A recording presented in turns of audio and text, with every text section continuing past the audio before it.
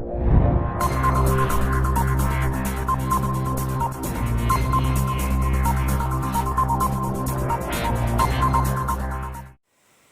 साथियों, नमस्कार। मैं संतोष प्रजापति स्वागत करता हूं आपके अपने YouTube channel the amplifier classes.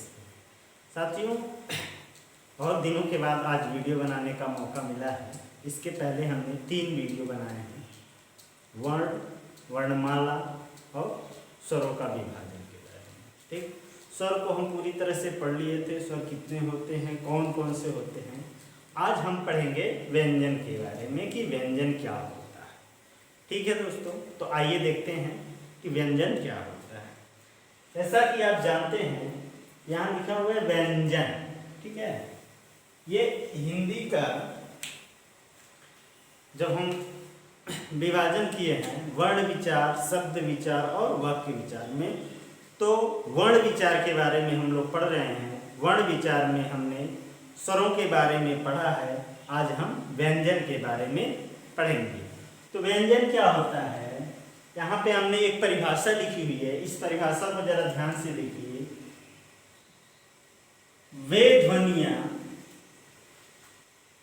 जिसका उच्चारण स्वरों की सहायता से किया जाता है व्यंजन कहलाता है। यानी वह ध्वनि जिसका उच्चारण हम स्वर की सहायता से करते हैं उसे हम व्यंजन कहते हैं।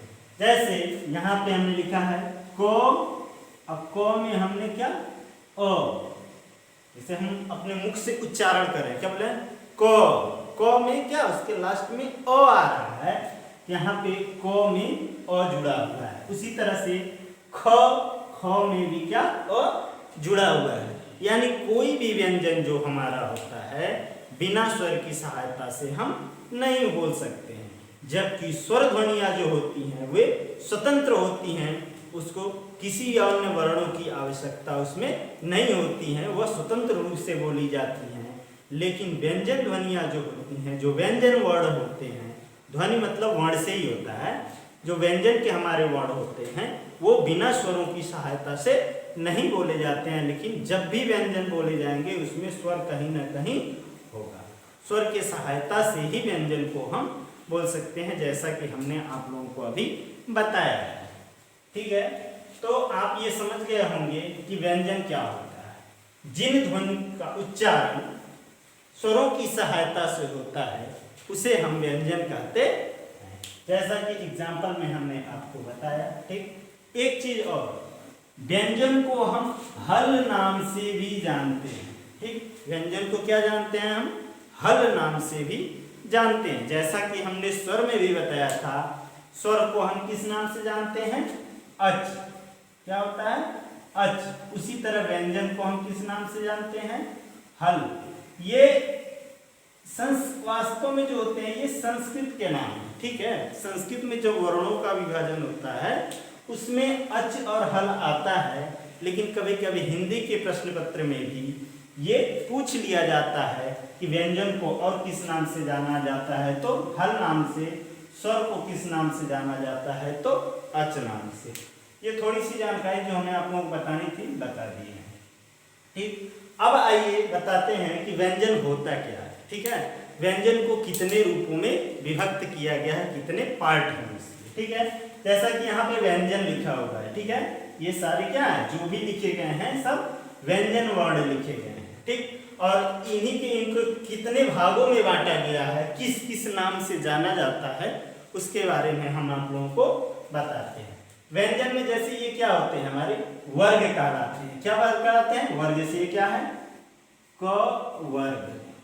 क्या है ये, क वर्ग। इसको हम किस नाम से जानते हैं, क वर्ग के नाम से। क वर्ग में कितने अक्षर आते हैं, क ख ग घ अंग। यानी ये 5 अक्षर जो होते हैं ये क वर्ग के अंतर्गत आते हैं। जैसे कभी कभी प्रश्न ये भी बनता है कि ख जो है किस वर्ग का वर्ण है, तो आंसर होगा ख हमारा क वर्ग का वर्ण है। ठीक है, उसी तरह से ये दूसरा वाला हमारा क्या है, च वर्ग, और तीसरा है ट वर्ग, और चौथा है त वर्ग, और पांचवा है प वर्ग। ठीक है दोस्तों, ये जो हमारे हैं ये 5 वर्ग जो होते हैं क च ट त प, हर वर्ग में 5-5 अक्षर होते हैं, यानी ये 25 अक्षर, यानी क से लेकर के प तक, क से लेकर के प तक, मतलब क वर्ग से क वर्ग, च वर्ग, ट वर्ग, त वर्ग और प वर्ग, ये 5 वर्ग वाले जो होते हैं ये हमारे ये स्पर्शी व्यंजन कहलाते हैं। कौन से व्यंजन कहलाते हैं? स्पर्शी, स्पर्शी व्यंजन कहलाते हैं। इन्हें किस नाम से जानते हैं हम? स्पर्शी व्यंजन कहलाते हैं। ठीक, उसके नीचे ये जो हमारा बचा हुआ है य, र, ल और व, ठीक है, ये 5 को निकाल दे, यानी क वर्ग, च वर्ग, ट वर्ग, त वर्ग और प वर्ग। इन 5 अक्षर 5 वर्गों के निकालने के बाद उसके बाद जो हमारा ये 4 अक्षर 4 वर्ण जो आते हैं ये अंतस्थ, अंतस्थ, अंतस्थ व्यंजन क्या कहलाते हैं? अंतस्थ व्यंजन कहलाते हैं। उसके बाद ये वाला जो है हमारा स, फ, स, ह, ये हमारा ऊष्म व्यंजन कहलाता है। कौन सा? ऊष्म व्यंजन, ठीक है। और ये जो लास्ट में बचा हुआ है छ, त्र, ज्ञ और स्र, इसे हम संयुक्त व्यंजन क्या कहते हैं? क्या कहते हैं? संयुक्त व्यंजन, संयुक्त व्यंजन के नाम से जाना जाता है। ठीक है, तो आप लोग समझ गए होंगे कि व्यंजन को, व्यंजन वर्ण को कितने भागों में बांटा गया है। एक चीज और दोस्तों, इस वाले में ये जो स्पर्शी व्यंजन जो हम बताए हैं, ये जो हमारा ट वर्ग होता है, ट, ठ, ड, ढ, अड़, इसमें 2 वर्ण और अलग से जोड़े गए हैं, ड़ और ढ। ठीक है, ये 2 वर्ण और अलग से जोड़े गए हैं। तो इन 5 वर्गों को हम स्पर्शी व्यंजन के नाम से जानते हैं। इसे स्पर्शी व्यंजन, ठीक। य, र, ल, व को अंतस्थ व्यंजन, स, ख, स, ह को ऊष्म व्यंजन और छ, त्र, ज्ञ को संयुक्त व्यंजन। और ये जो 2 हमारे अलग से वर्ण आए हुए हैं इनको हम द्विगुण या उच्छित व्यंजन, क्या द्विगुण या उच्छित व्यंजन के नाम से जाना जाता है। ठीक है दोस्तों, तो साथियों आप लोग समझ गए होंगे व्यंजन वर्णों का विभाजन कितने भागों में किया गया है, यानी क वर्ग, च वर्ग, ट वर्ग, त वर्ग, 5 वर्ग। ये 5 वर्ग के जितने भी अक्षर यानी वर्ण हैं स्पर्शी व्यंजन कहलाते हैं। य, र, ल, व अंतस्थ व्यंजन के अंतर्गत आता है। स, ख, स, ह ऊष्म व्यंजन के अंतर्गत आता है। छ, त्र, ज्ञ और स्र ये संयुक्त व्यंजन के अंतर्गत आता है। ठीक है, अब थोड़ा सा इसके बारे में हम जान लेते हैं कि ये जो हमारे 5 वर्ग हैं इनके उच्चारण स्थान के बारे में। ठीक है, इनके उच्चारण स्थान के बारे में कि इनका उच्चारण स्थान क्या है। उच्चारण स्थान मतलब जब हम उन वर्णों को बोलते हैं, वो ध्वनियां हमारे मुख से निकलती हैं तो वो वास्तव में हमारे मुख यानी किस मुख के किस अंग से निकलती है। ठीक है, उनका उच्चारण स्थान क्या है उसके बारे में थोड़ा जान लेते हैं। ऐसे भी प्रश्न पूछे जाते हैं, जैसे ये क वर्ग वाला जो हमारा है क वर्ग, ये क वर्ग का उच्चारण स्थान हमारा कंठ से होता है। किससे होता है? कंठ से। ये हमारा क्या है? उच्चारण स्थान। इसको मिटा दे रहे हैं, ये उच्चारण स्थान। ठीक, यानी ये क वर्ग वाला जो अक्षर है क, ख, ग, घ, अंग, ये इनका उच्चारण कहां से होता है? कंठ से होता है। यानी क वर्ग का उच्चारण स्थान कहां से होता है? कंठ से होता है। ठीक है, दूसरा है हमारा च वर्ग, च, छ, ज, झ, ञ, इसका उच्चारण तालु से होता है। कहां से होता है? तालु से। ठीक है, जैसे त, च, छ, ज, झ और य। इसका उच्चारण कहाँ से होता है? तालु से होता है। उसके बाद जो है ट वर्ग, इसका उच्चारण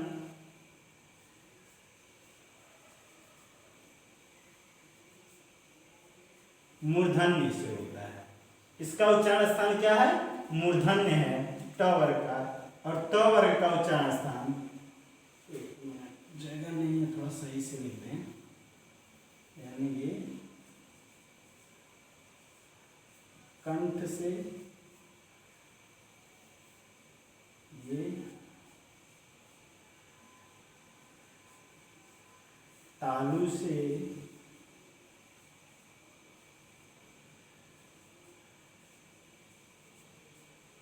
मूर्धन्य से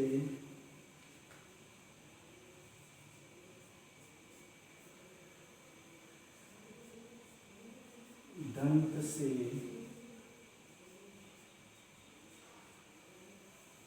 ओष्ठ।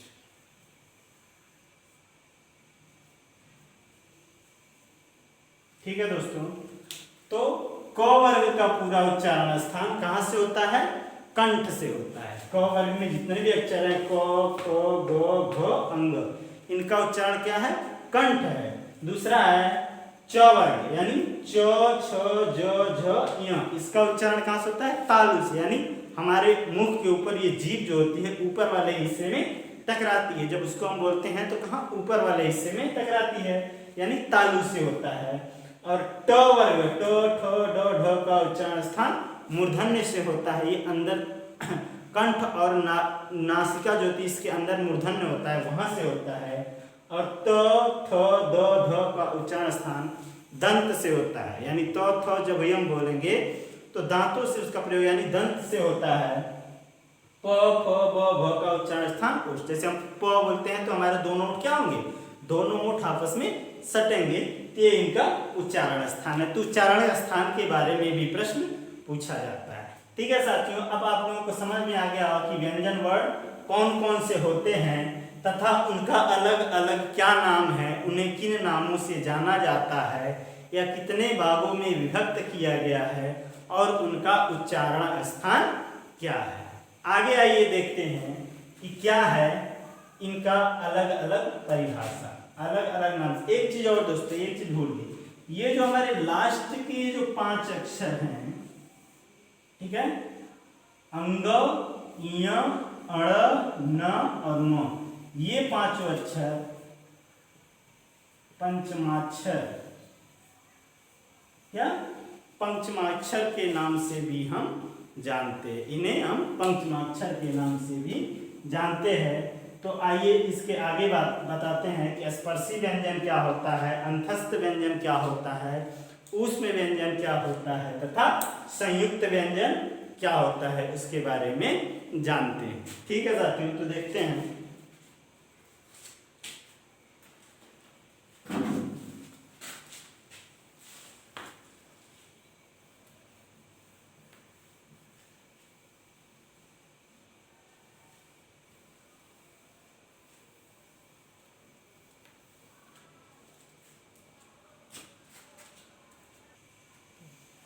तो साथियों, पहला होता है हमारा क्या? स्पर्शी व्यंजन।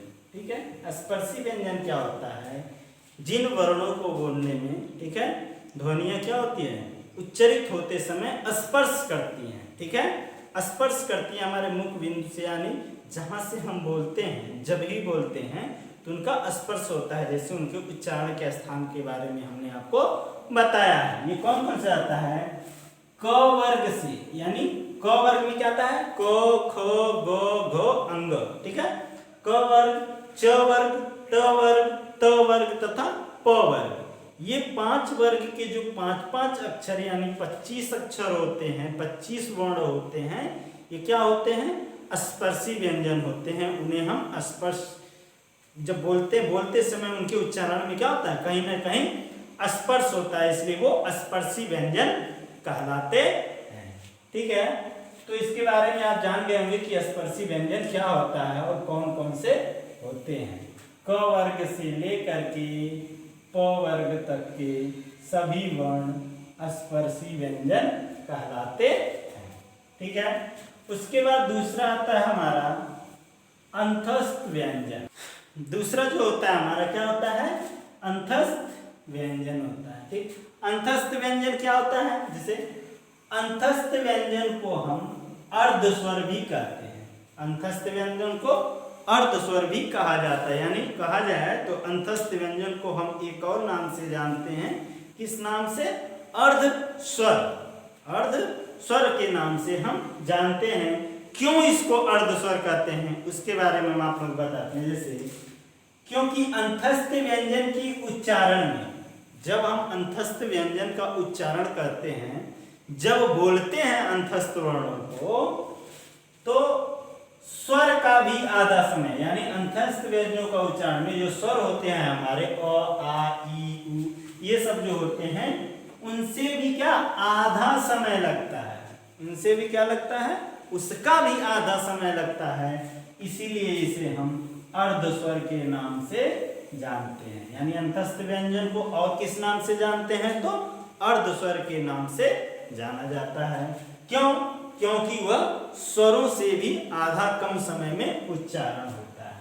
ठीक है, और एक चीज, अंतस्थ व्यंजन के उच्चारण करते समय हमारी सांस यानी वायु, जो मुख से वायु निकलती है अंतस्थ व्यंजनों के उच्चारण में, अंतस्थ व्यंजनों के बोलने में, उसमें क्या होता है, जो हमारी वायु जो बोलते हैं, वायु अंदर ही रह जाती है। ठीक है, जैसे हम बोलते हैं य, र, ल और व, क्या बोल रहे हैं, य बोलेंगे तो वायु जो होगी, जो सांस होगी हमारी, क्या बाहर की तरफ न आकर के मुख के अंदर ही रह जाती है।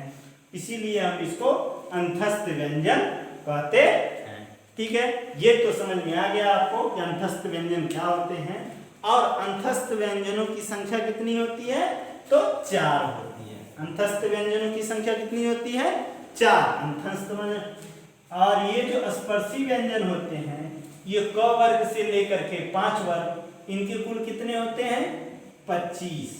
ठीक है, ये इसलिए आपको बता रहे हैं कि कभी कभी इसके वर्णों के बारे में भी पूछा जाता है।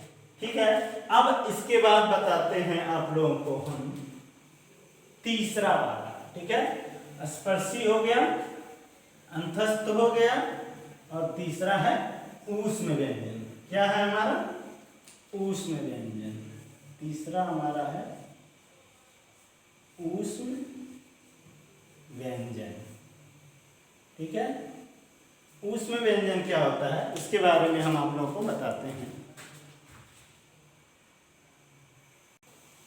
ठीक है, तो तीसरा वाला हमारा होता है क्या, ऊष्म व्यंजन होता है। ठीक है, ऊष्म व्यंजन क्या होता है, जिन वर्णों के उच्चारण में श्वास यानी वायु, जैसे हमने पहले वाले में बताया क्या, कि जिन वर्णों के उच्चारण में सांस और वायु हमारी क्या मुख के अंदर रहती है, वह अंतस्थ व्यंजन कहलाता है। उसी तरह से ये तीसरा वाला हमारा है ऊष्म व्यंजन। ऊष्म व्यंजन में क्या होता है, जिन वर्णों के उच्चारण में वायु या सांस जो हमारे मुख के अंदर रह जाती है, तो हमारा हो जाता है अंतस्थ व्यंजन। लेकिन जब वायु, श्वास यानी वायु रगड़ खाती हुई, मतलब जब हम बोलते हैं तो क्या होता है, मुख से रगड़ खाती हुई, यानी रगड़ खाती हुई बाहर की तरफ निकलती है, तथा इससे ऊष्मा उत्पन्न होता है। क्या होता है, ऊष्मा, एक तरह का ऊष्मा निकलता है, वही हमारा क्या कहलाता है, ऊष्म व्यंजन कहलाता है। ठीक है, जैसे स, ख, स, ह, इन वर्णों के उच्चारण में क्या होता है, हम वायु जो होती है, हमारी सांसें जो होती हैं, वो मुख में रगड़ खाते हुए बाहर आती हैं, तथा एक तरह का उसमें ऊष्मा उत्पन्न होता है, वे ऊष्म व्यंजन कहलाता है। ऊष्म व्यंजनों की संख्या कितनी होती है, 4। ठीक है, जैसा कि पहले हमने बताया स्पर्शी व्यंजनों की संख्या कितनी, 5, क्योंकि उसमें 5 वर्ग हैं, क वर्ग, च वर्ग, ट वर्ग, ट वर्ग और प वर्ग। हर एक वर्ग में 5-5 अक्षर, 25 हो गए। और अंतस्थ व्यंजन में भी 4 होते हैं, और ऊष्म व्यंजन में भी 4 होते हैं। तो साथियों, किसी कारण की वजह से वीडियो पे यहीं पे रोकना पड़ रहा है। आगे की वीडियो के लिए अगले वाले वीडियो में बताएंगे हम या स्पर्श संयुक्त व्यंजन क्या होता है, द्विगुण व्यंजन क्या होता है, तथा इन कुल वर्णों की संख्या यानी व्यंजन में कुल वर्णों की संख्या कितनी है, इसके बारे में विस्तार से हम चर्चा करेंगे। तो ठीक है साथियों, आज के लिए इतना ही। धन्यवाद। हाँ दोस्तों, लेकिन वीडियो को लाइक करना, शेयर करना तथा कमेंट करना न भूलें, और साथ में हमारे चैनल को सब्सक्राइब करें और बेल आइकन को भी प्रेस करें। बेल आइकन प्रेस करेंगे, इससे आने वाला नोटिफिकेशन आपको जल्दी से जल्द मिलेगा। और कमेंट करके ज़रूर बताएं कि हमारा वीडियो आपको कैसा लगा। धन्यवाद।